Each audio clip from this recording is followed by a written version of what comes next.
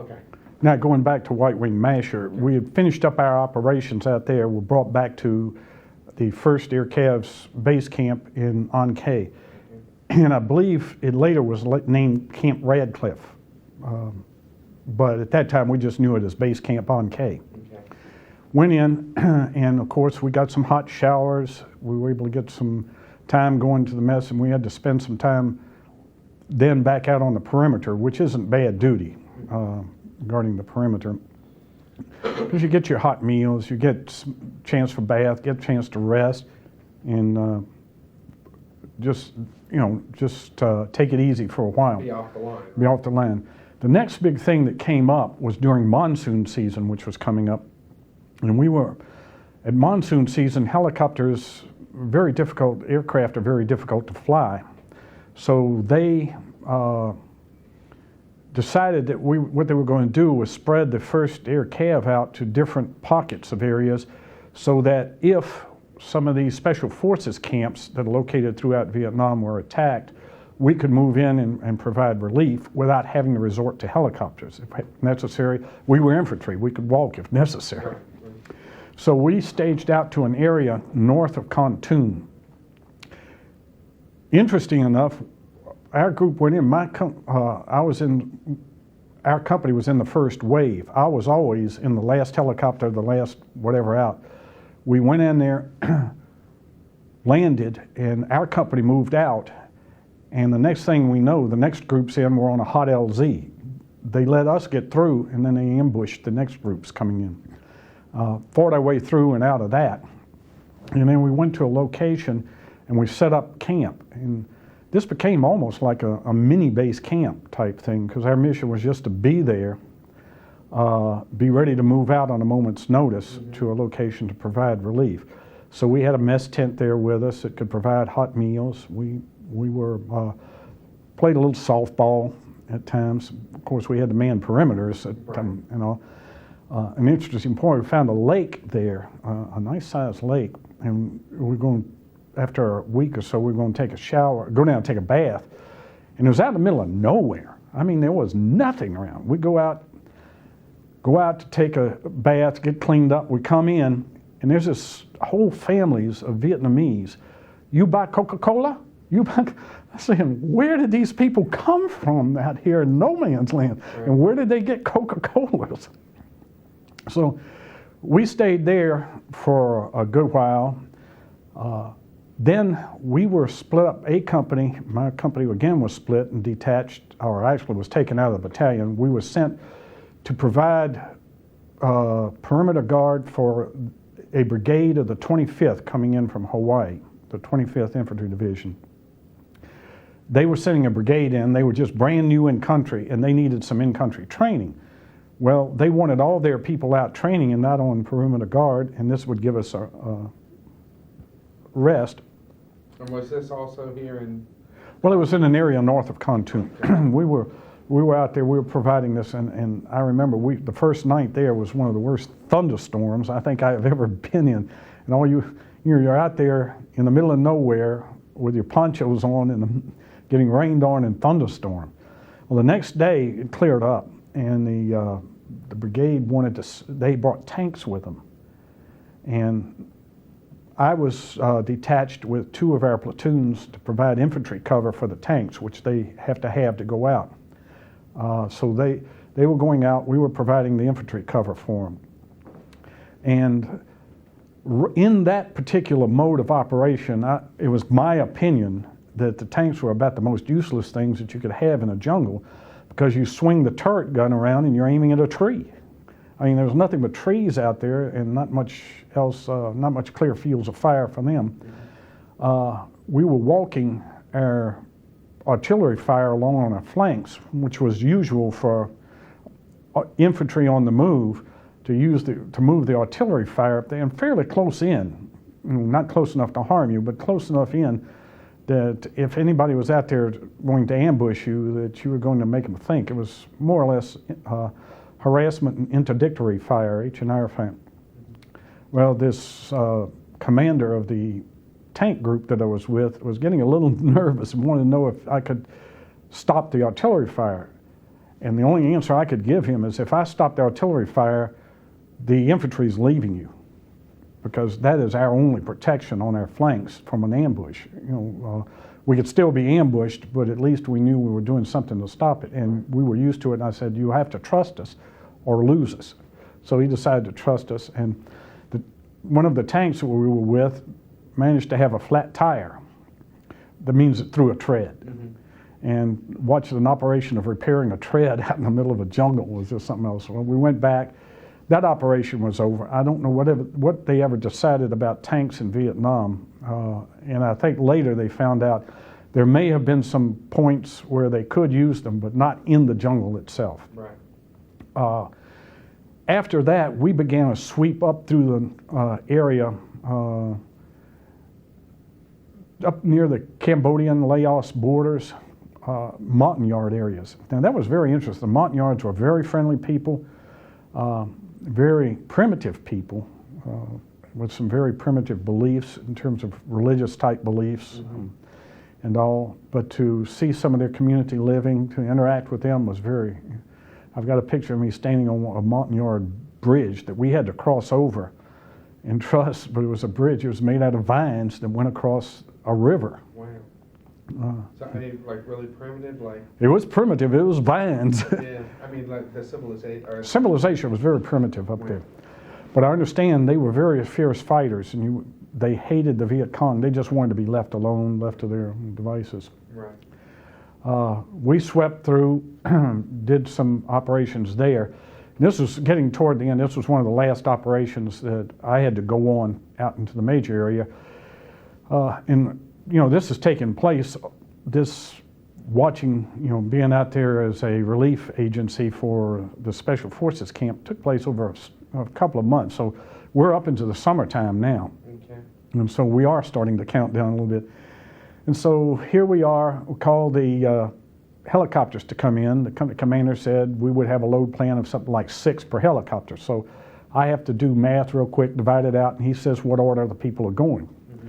Well, they get there, what they start out with, and I don't know why they did this, a load plan will start out with maybe 6 early in the morning when it's cool. Well, as it gets hotter, in aviation terms, the density altitude goes up, and they can't take as heavy a load. So by the time they get there and start loading out, they're down to maybe 5 or 4. And so you're constantly flexibly moving the load plan. Right.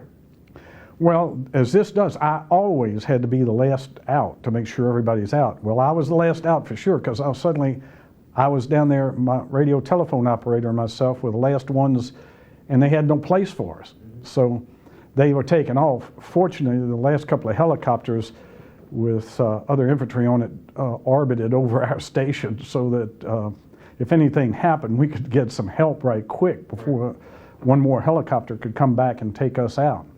That got to be a little, hunker down here in this rice field just a bit and hope nothing comes. Nothing did.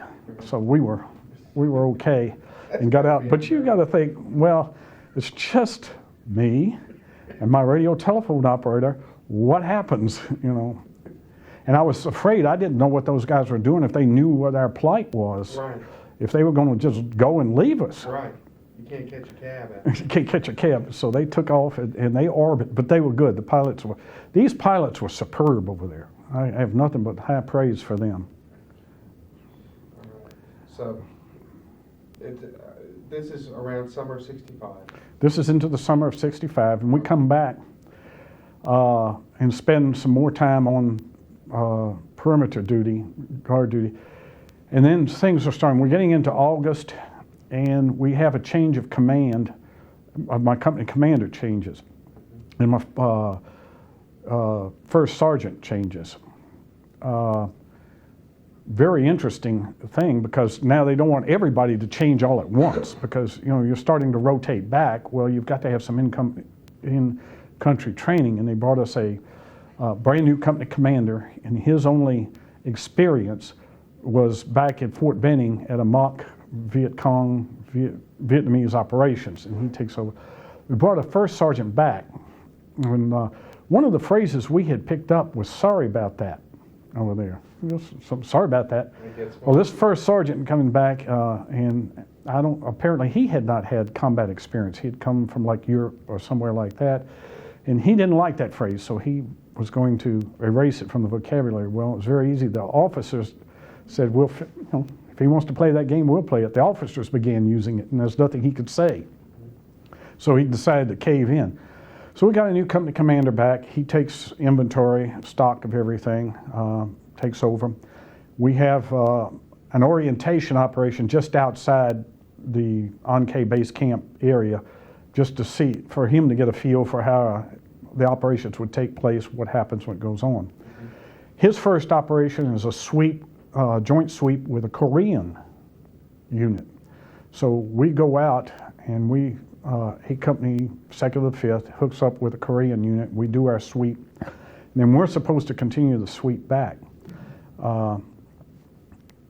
As it wound up, for some reason or other, this company commander missed where we were. I don't know why, but he called me up and asked me if I could find exactly where we were. So I asked him, I said, well, if you don't mind me shooting the mortars, I'll confirm where I think we are, and then we'll proceed from there. We did that, confirmed where we are, moved on to where we were supposed to meet the helicopters. The place we were landing was not totally cleared out, so we had to use claymore mines as detonation devices to blow down some saplings, some trees, maybe 4, 5, 6 inches in diameter, to clear out the area. And I get a call from this company commander saying, meet him over here. So I went looking for him. I couldn't find him. I was out there in the middle of this whole operation trying to get this area cleared. We're trying to get the thing we were on. And I tried to find him, couldn't find him. Thought he was in here. And he was under a briar patch. He and his radio telephone operators were under a briar patch that Brer Rabbit couldn't have gotten in. And couldn't figure him. Well, he was, I guess, for security reasons, he was up in there, and we were out there getting the thing. So, was it the mines that got him scared? Or did I don't know what got him scared. He was up under the thing, but he was new in country. So we go back into, we get picked up, go back into base camp. One of the problems were they were looking for an executive officer to take over for me so I could rotate back. Well, I tell the company personnel, the battalion personnel officer, I said, simple.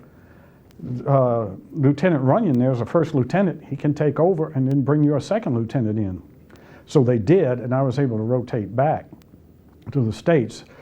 One thing I forgot, I need to put back into the operation. Coming back from out of the sweep with the Montagnards and everything, we're coming back through Khartoum. And we're sitting in there, and we were taking over some French barracks there. We had perimeter guard out there.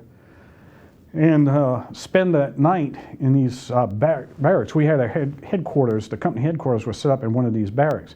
I wake up the next morning, and everybody was talking about this fierce battle they had the night before. I slept through the fool thing.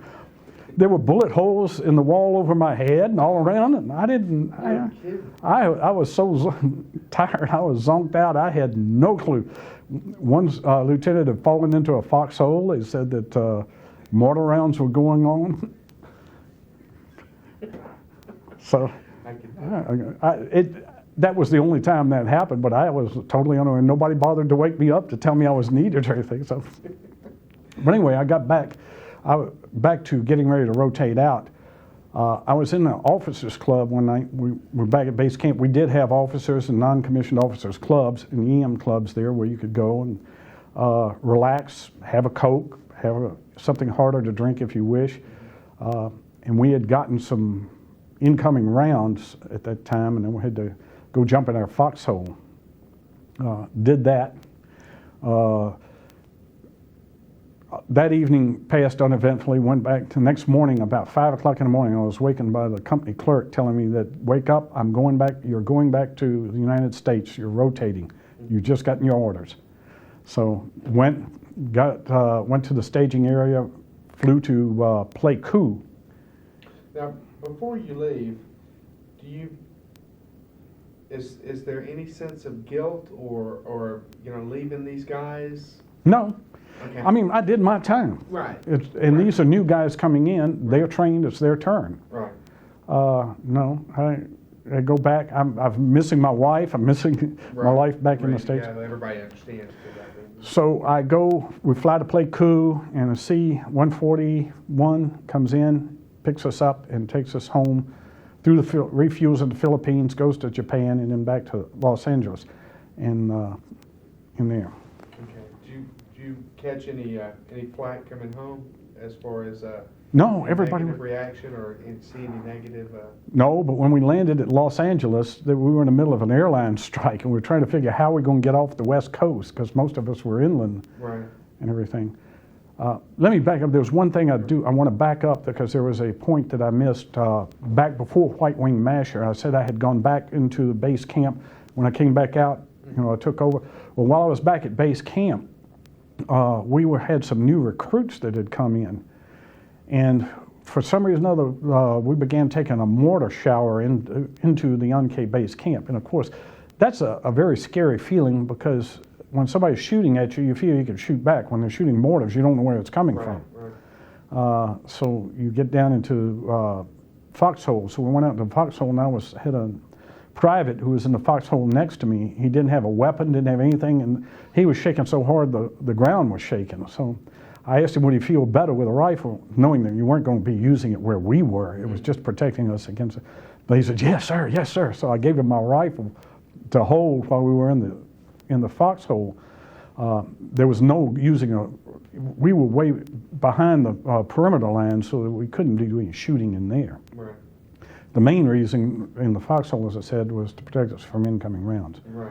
And then we began, all clear, we came in and we were counting heads to make sure everybody was okay, nobody was hit.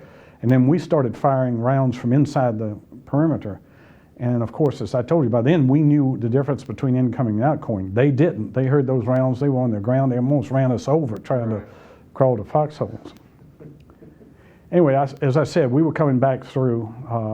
We got on the plane at Pleiku. They have minimum fuel because they want to make steep approaches and get out of there quick. Right. They took us to the Philippines. They refueled there. We flew to Tokyo where they changed crews. And I met up with the first lieutenant who was the co-pilot there. And he said, once we get off the ground and get settled up, come on up front and I'll show you around the cockpit area. So we got up and took me over to the cockpit area. I was surprised at how big it was. There was a lieutenant colonel who was the pilot, and he was sitting there reading the newspaper. There was this first lieutenant who was the co-pilot, and he was busily talking to me. Nobody was flying the plane as far as I could see. They were on autopilot. There was a sergeant, Air Force sergeant. I don't remember his rank, but he was the flight engineer, and he was monitoring fuel consumption, conditions of the engines and everything, and he was making a few notes, but otherwise he wasn't really doing a whole lot. And there was this second lieutenant who was sitting over here at this console who was very busy. I mean, he was taking notes, it was calculations, he was using slide rules, and he was jumping up. He was the navigator, and he was jumping up, reading star formations and everything, and he was inputting into the I guess the automatic pilot system, the whatever they were using at that time for automatic pilot systems. He was inputting the data, making sure we stayed on course. But we flew on in, like I said, to Los Angeles.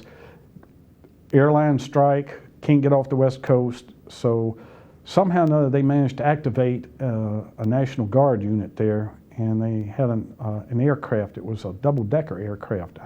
I'm not Air Force, so I don't remember the designation of it. So they put us on this and flew us to Kansas City and felt like if we got off the coast, we could have a better chance. But we had divided up, a bunch of us who were coming back, divided up course. We were looking for trains, anything that we could get off the coast. But we got to Kansas City and was able to get an Eastern Airlines flight from there. There were still some airlines flying. And we got an Eastern Airlines flight from there to Memphis. And I remember there was a professional football player on the plane, and he had told me, he says, if I get on and you don't, I was flying standby because we flew free on standby, military standby. He says, if I get on and you don't, you're going to get my seat. So we got a pretty good, decent welcome back. As it was, we all got on. We flew to Memphis, and I was able to get a Southern Airlines flight at that time, was Southern Airlines, over to Columbus, Georgia. where my wife met me, had a great reunion and all, and it was there I was able to process out of the military and into really? civilian life. Okay. So any thought at all of staying in? No, not really. I felt like I'd done my service, done my duty. I really decided that, somewhere in there, the process, that military life wasn't quite the life that I wanted to make a career. It was nothing against it. It was a great life. I supported the troops. I guess in one word, after knowing what I do now, I was a little disappointed in some of our leaders in the way they conducted the war, in the fact that they conducted one at all. But that's another story. But that had nothing to do with it. I'm not an anti-war protester or anything. So. Okay. So you get out of the service, and what do you do the days and weeks after you get home? Well, the first few days out, I'm in the process of getting processed out of the military, and whatever it takes to get out of there. And then I'm starting to try to find a job. Okay. And you guys stay in, where are you living at this time? In Fort Benning, well, we were at Columbus, Georgia. Okay. My wife was living there. You She were had a on house. base anyway, so Well, my wife had a off-base housing there. She was living with another wife, a good friend of hers and of ours. Her husband was stationed over there with me. He was with the engineers. Okay. And they were living together in this place. Roy Martin, I think was his name. They owned the Martin Theaters at the time. And they had a guest house back of their house, and that's where she was staying with my with a room. No, that was when I met her. To say where they were staying, they were just staying in an apartment that they had gotten in town. Okay. Together, because we both went over together, and we were coming back, at the same time. So they were staying there, so we had a place to stay while I was trying to find a job and everything else. It worked out. Fairly soon I got a job, and out of military into civilian life. Okay. And they're in Columbus, or? No, it was a little town of Aliceville, Alabama. Okay. Where my first job was. All right. Well, how'd you end up in Chattanooga? Well, it's a long story. I moved from Aliceville, Alabama with the same company to Stamford, Connecticut, from there to Greenville, Tennessee, all with the same company. I changed companies, went to Jacksonville, Florida. Moved from there to another company, which was in Fort Payne, Alabama, which was the company I was retired from. And I spent 17 years there, and then moved to Chattanooga with the corporate headquarters. Okay. So came up there. And then, are you still working? No, I retired August 31st. Okay. And what have you done since retirement? Enjoyed my twin grandsons tremendously. All right. You didn't mention your kids. You have how many children? I've got two daughters, one living in Atlanta, Georgia, Her name? Catherine, and she's she works with the State Department of Public Health in the Tuberculosis Control Unit. Okay. And she just completed getting her master's degree not long ago. Okay.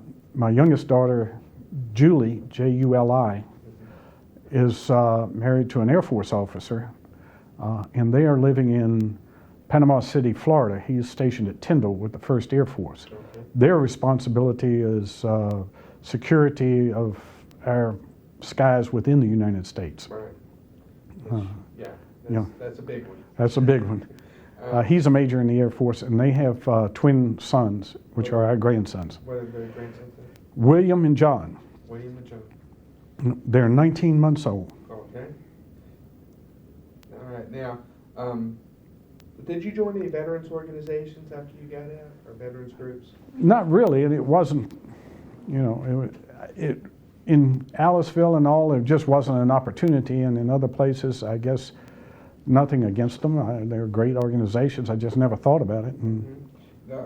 What about any reunions? Have you attended any reunions? No, I have not. Or kept in touch with anybody who you had served with? The only one I kept in touch with for a while with Lieutenant Toby Runyon, who took over from me while I was over there in Vietnam. He said that same company commander that I had a problem with Never, from then on, never went into a combat situation. He always went on sick call, and he had to take over and run. But I've lost contact with him. Now, what do you think, being in the service and being in war, how do you think that affected the rest of your life? That's a broad question. It's a broad question. I can't say, the only thing I could say that it did for me is maybe it matured me some more.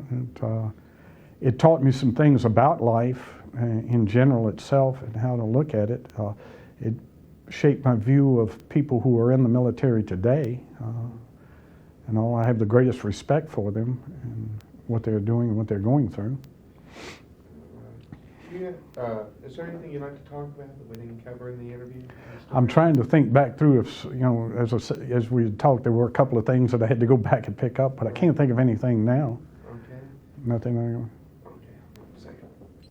Okay, go ahead. Talk about Well, I was going to say one of the medals that I won was an air medal, and the only reason I bring that up is because shortly after I left over there, they stopped awarding it to the infantry troops who were flying these helicopters out there. Now, the pilots, I understand, could still qualify for it, but it was aviators that was designed for it. But when we first got over there, you flew 100 combat missions into a hostile territory, you were awarded the air medal. Right. So I'm one of the few ground forces that was able to achieve that.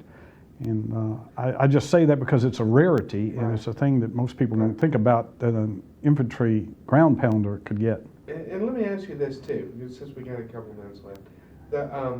You say you were, when they were putting together the 11th Air Assault Concept, was this the beginning of the Air Cav? Yes, we became the 11th Air Assault Division at that time, and that was the very first of it.